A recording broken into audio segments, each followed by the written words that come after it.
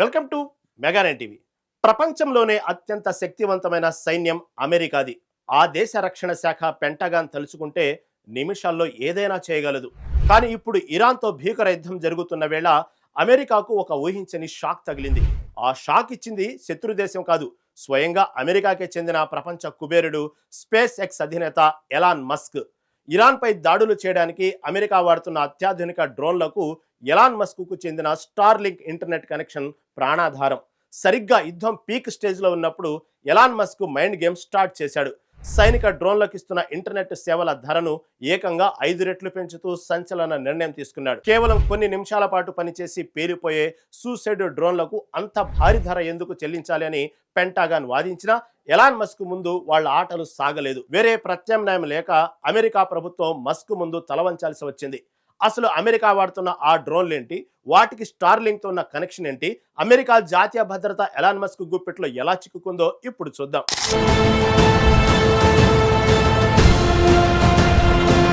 Iran America యుద్ధంలో America ఎక్కువగా ఉపయోగిస్తున్న ఆయుధము లూకాసు సూసైడ్ డ్రోన్లు. ఇవి ఇరాన్ కు చెందిన షాహెద్ డ్రోన్ల లాంటివే. ఈ డ్రోన్లు గాలిలోకి ఎగిరిన తర్వాత ఖచ్చితమైన టార్గెట్ ను చేరుకొని అక్కడే పేలిపోయి టార్గెట్ ను నాశనం చేస్తాయి. అయితే ఇవి దారి తప్పకుండా లక్ష్యాన్ని చేరుకోవడానికి స్టార్లింక్ శాటిలైట్ ఇంటర్నెట్ చాలా ముఖ్యం. దాడులు చేసే చివరి క్షణం వరకు వీడియో ఫీడ్ పంపడానికి, గైడెన్స్ తీసుకోవడానికి పెంటాగాన్ ఈ డ్రోన్లలో స్టార్ షీల్డ్ టెర్మినల్స్ ను వాడుతుంది. ఈ కనెక్షన్ వల్లే దాడులు అత్యంత ఖచ్చితత్వంతో జరుగుతున్నాయి. అమెరికా బాంబుల వర్షం కురిపిస్తున్న సమయంలో స్పేస్ ఎక్స్ ఉన్నతాధికారులు పెంటాగాన్ అధికారులతో ఒక కీలక మీటింగ్ పెట్టారు. ఇప్పటి వరకు ఒక్కో స్టార్లింక్ టెర్మినల్ కు నెలకు కేవలం $5,000 అంటే ఇండియన్ కరెన్సీలో సుమారు 4 లక్షల రూపాయలు మాత్రమే అమెరికా చెల్లిస్తుంది. కానీ లూకాసు డ్రోన్లు వాడుతున్న సేవలు సాధారణమైనవి కావని, అవి అత్యంత ఖరీదైన ఏవియేషన్ టైర్ కిందకు వస్తాయని స్పేస్ ఎక్స్ వాదించి దానికి నెలకు $25,000 అంటే 21 లక్షల రూపాయలు చెల్లించాలని డిమాండ్ చేసింది. అంటే రాత్రికి రాత్రే బిల్లు 5 రెట్లు పెంచేసింది. పెంటాగాన్ అధికారులు దీనిపై తీవ్ర అభ్యంతరం వ్యక్తం చేశారు. $25,000 ప్లాన్ అనేది నిరంతరం ఆకాశంలో ఎగిరే పెద్ద విమానాలకు సరిపోతుందని, కేవలం కొన్ని నిమిషాలు లేదా గంటల పాటు ఎగిరి పేలిపోయే ఈ సూసైడ్ డ్రోన్లకు అంత రేటు ఎందుకని వాదించారు. ఎంత వాదించినా స్పేస్ ఎక్స్ వెనక్కి తగ్గలేదు. మరోవైపు ఇరాన్పై దాడులు ఆపలేని పరిస్థితి. స్టార్లింక్ ను కాదని వేరే కంపెనీకి వెళ్దామంటే ప్రపంచంలో ఇంత వేగంగా ఇంత ఖచ్చితంగా పనిచేసే శాటిలైట్ నెట్వర్క్ మరొకటి లేదు. స్పేస్ ఎక్స్ కు ప్రత్యామ్నాయం లేకపోవడంతో అయిష్టంగానే అమెరికా రక్షణ శాఖ ఆ పెంపుకు తలొగ్గింది. దీనివల్ల ఒక్కో లూకాసు డ్రోన్ ఖర్చు $30,000 నుంచి ఏకంగా $60,000కు పెరిగిపోయింది. ప్రపంచంలోనే అతిపెద్ద సూపర్ పవర్ అయిన అమెరికా ఒక ప్రైవేట్ కంపెనీ చేతిలో ఇలా బ్లాక్ మెయిల్ కు గురి కావడం రక్షణ రంగ నిపుణులను కలవర పెడుతుంది.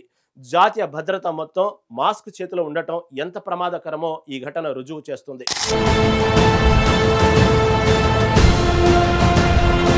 స్టార్లింక్ ధరల వివాదం కేవలం డ్రోన్లకి పరిమితం కాలేదు. ఇరాన్ ప్రభుత్వం తమ దేశంలో ప్రజలకు ఇంటర్నెట్ లేకుండా బ్లాక్ చేసింది. దీంతో ఇరాన్ ప్రజలు ప్రభుత్వానికి వ్యతిరేకంగా పోరాడటానికి వీలుగా నేరుగా మొబైల్ ఫోన్లకే స్టార్లింక్ ఇంటర్నెట్ ఇవ్వాలని అమెరికా భావించింది. దీనికోసం స్పేస్ ఎక్స్ ఏకంగా $500 మిలియన్ సెటప్ ఫీజు, నెలకు $100 మిలియన్ నిర్వహణ ఛార్జీలు డిమాండ్ చేసి పెంటాగాన్ ను మరో దిమ్మ తిరిగే షాక్ ఇచ్చింది. త్వరలో స్పేస్ ఎక్స్ కనివీని ఎరుగని రీతిలో సుమారు $1.75 ట్రిలియన్ వాల్యుయేషన్ తో ఐపీఓకి వెళ్లబోతుంది. ఈ సమయంలో కంపెనీ ఆదాయాన్ని భారీగా చూపించుకోవడానికే మస్క్ ఇలా అమెరికా ప్రభుత్వాన్ని పిండేస్తున్నారని విశ్లేషకులు అంటున్నారు. ఒకప్పుడు ప్రభుత్వాలు ప్రైవేట్ కంపెనీలను శాసించేవి, కానీ ఇప్పుడు టెక్నాలజీ పుణ్యమని ప్రభుత్వాలనే ప్రైవేట్ కంపెనీలు గుప్పెట్లో పెట్టుకుంటున్నాయి. ఇరాన్తో యుద్ధంలో అమెరికా గెలుస్తుందో లేదో తెలియదు, కానీ ఎలాన్ మస్క్ మాత్రం ఖచ్చితంగా గెలుస్తున్నారు.